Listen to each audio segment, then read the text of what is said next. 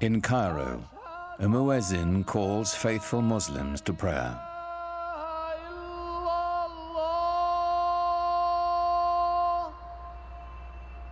It's the same call that sounds 5 times a day, every day, in cities across the world.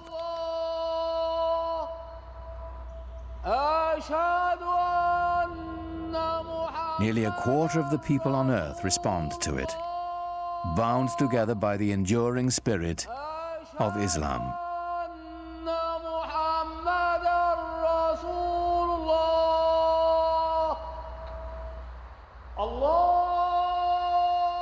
God is most great, the muezzin calls. I testify there is no other God but God. I testify Muhammad is the messenger of God. Come and pray. Come and flourish. God is most great. There is no God but God.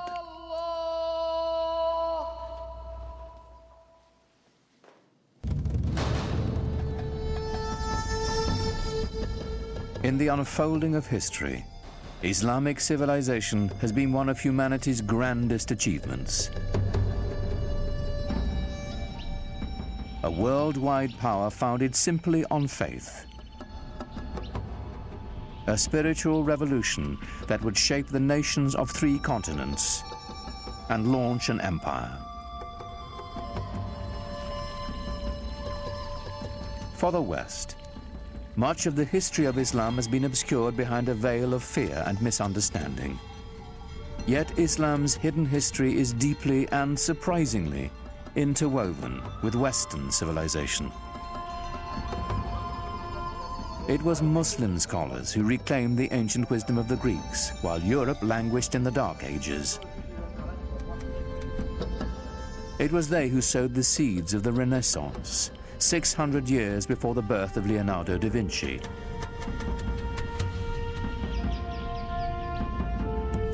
From the way we heal the sick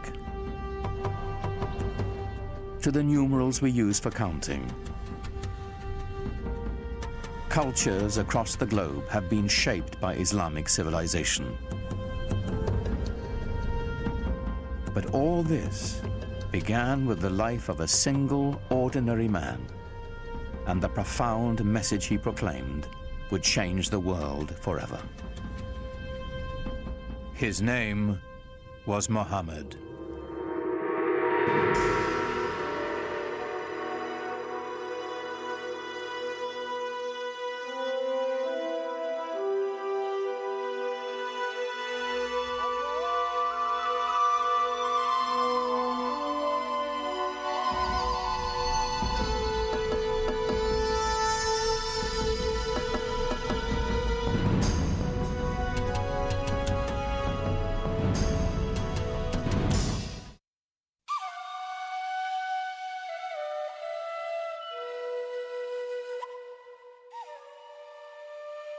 To Muslims, the life of Muhammad is a story revered, in its mysteries as much as its certainties, that our beliefs held sacred.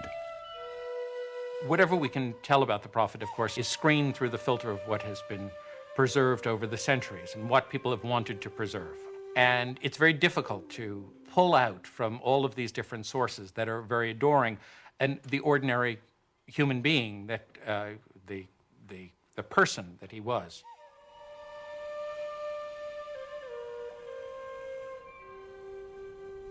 We do know that Muhammad was born in or around 570 AD in the sun-blasted Arabian Peninsula,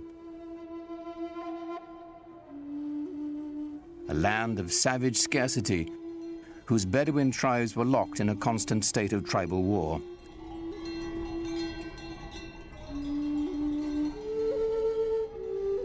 While still an infant, Muhammad's parents gave him his first taste of life in the desert.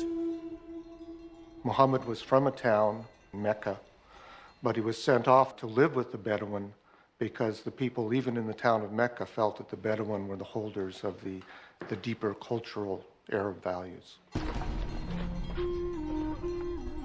And the Bedouin view the townspeople as having lost their really authentic roots in Arab culture and the poetry and animal husbandry and all the things that they do so well. By the time Muhammad was 6, both of his parents had died, and he was taken under the protection of his uncle, chief of his clan. Being an outsider gave him a singular perspective. He'd been orphaned early and developed very early on a passionate sense of concern for those who are left out of society. To be orphaned in a tribal society where clan and family relationships are your keys to everything, success, status, honor, dignity, is to face what it really feels like to be marginalized. And that obviously had a very deep impression on him as a young man. In some ways, it was detrimental, of course, to grow up without parents, but in other ways, he was so adaptable. He had many parents, he had many fathers, he had many mothers, so it made him a child of everybody. Muhammad's clan, like Arabs all across the Arabian Peninsula, would share the stories that had been told and retold for generations. Pre-Islamic Arabian civilization was largely an oral culture, and was tremendous respect for and admiration for people who could express themselves orally, and especially those who could recite poetry almost at the drop of a hat. Some of the most important people in a tribe were the poets. As they sang of the glory of the tribe, they told the story of the tribe. To the Bedouin, the word had a mystical importance. Poets linked the tribe to its ancestors and celebrated values older than memory. Poetry was the sinew that bound the Bedouin together, celebrating their victories, lamenting their defeats. The poems themselves, like the poems of Homer, both celebrate this great heroic ethos and yet intimate in the deepest way the tragedy that this ethos of constant tribal warfare brings to people. Warfare and conflict were the grim realities of a dangerous time. Muhammad's uncle taught him the skills he'd need to survive in a world where even a prophet would wield a bow and arrow.